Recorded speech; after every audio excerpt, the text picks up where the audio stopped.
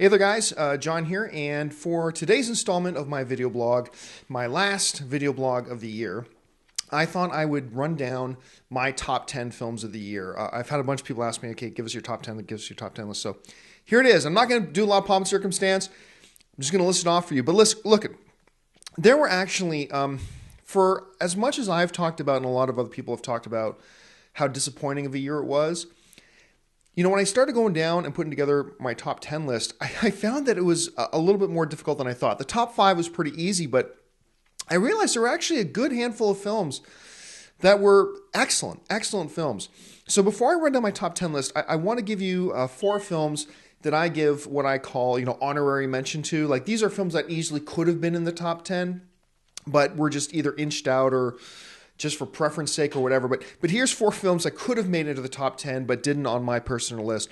One was a James Franco film, amazing performance. He's going to get nominated for Best Actor this year. 127 Hours, great film.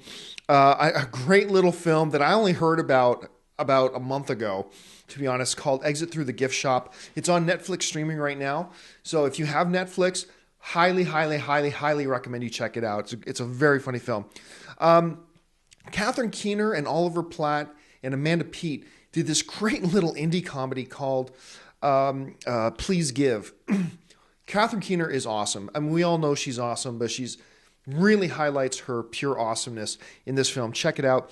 And also, it's a film that's not out in theaters yet, or that most of you haven't had a chance to see yet, but the Ryan Gosling, Michelle Williams film, Blue Valentine. Excellent film. I suspect Ryan Gosling and Michelle Williams will both get nominated for Oscars for this film. I wouldn't be surprised if Blue Valentine got nominated for an Oscar as Best Picture as well.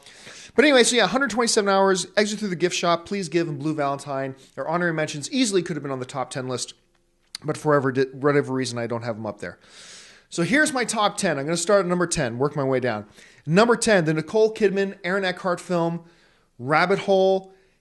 Emotionally gut-wrenching, and the best thing about this film, it's a movie that the filmmakers could have hit you over the head with pure emotionalism, but they didn't. They took a very subtle, deliberate approach. Fantastic movie.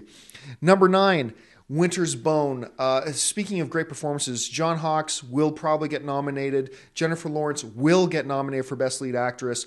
The film won the 2010 Grand Jury Prize at Sundance for Best Drama. Absolutely, you have to see this film because I know most of you haven't yet. Winter's Bone at number 9. At number 8, The Town. Hey, remember when Ben Affleck was the punchline to the Hollywood joke? Well, guess what? He's not a joke anymore. After Gone Baby Gone, terrific directorial debut, great film. Now he comes back with The Town, which I thought was just awesome. He also gives a hell of a performance in the movie as well. So number 10, Rabbit Hole. Number 9, Winter's Bone. Number 8, The Town. Number 7, Inception. Now, I know a lot of people are going to rank this one higher. It's brilliant filmmaking. Don't get me, it's absolute brilliant filmmaking. Definitely deserves a spot on the top 10 list. Christopher Nolan should be nominated for Best Director because even if it's not your favorite movie of the year, you got to admit the skill in the director's chair, the way he guided that film, absolutely remarkable. Anyway, so number 7, Inception. Number 6, Scott Pilgrim vs. the World. This movie to me was probably my biggest surprise of the year. Aside from the fact that Edgar Wright was directing it, who's always great, I didn't think Scott Pilgrim even looked very good. And I was really shocked. This movie is beyond excellent. I'm flabbergasted that it did so poorly at the box office. People, rent it, buy it, whatever. Make sure you watch Scott Pilgrim vs. the World. Number 5, The Fighter. Christian Bale is a lock to win Best Supporting Actor this year. Melissa Leo, I think an argument needs to be made that she very well could win Best Supporting Actress as well. It's going to be a great field. But anyway, The Fighter at number 5. Number 4, True Grit. Jeff Bridges, I think he gives a better performance in this film than the performance he gave that won him his Oscar last year. And one of the beautiful things about True Grit, I found the dialogue. The dialogue is just so amazing, and it just keeps you riveted. And it's the kind of dialogue that you got to pay attention to every word because you could miss gold if you just blink for a second. But anyway, True Grit at number 4. Getting into my top 3. Number 3, The King's Speech.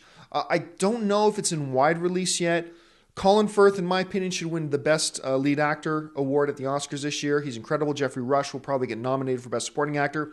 Helena Bonham Carter will probably get nominated for Best Supporting Actress. This film will get nominated for Best Picture. I think it's got a real solid chance to win Best Picture this year, too. Absolutely make sure you get out and see it. The King's Speech. Pardon me, guys.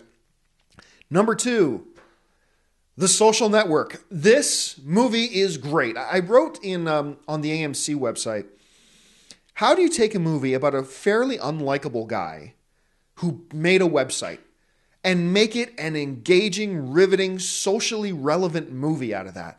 And somehow David Fincher did it. And it's an incredible movie filled with really solid performances. The guy who really stood out to me the most in this film is Andrew Garfield, who played Eduardo in the film. He brought the humanity to the film, I think.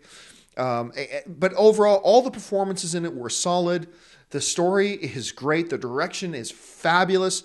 It is a great, relevant film about something we all know, Facebook, and yet we all know absolutely nothing about, which was, the story about how it all came about. So my number 2 film of the year is The Social Network. Leaving number 1, which to those of you who have watched any of my video blogs before or followed me at all, ever, not surprised, Toy Story 3. Toy Story 3 is the best film of the year. I was reading one of my colleagues online, and he wrote about this, who also put Toy Story 3 as the number 1 film of the year. He wrote, some people will say that Toy Story 3 is just a cartoon.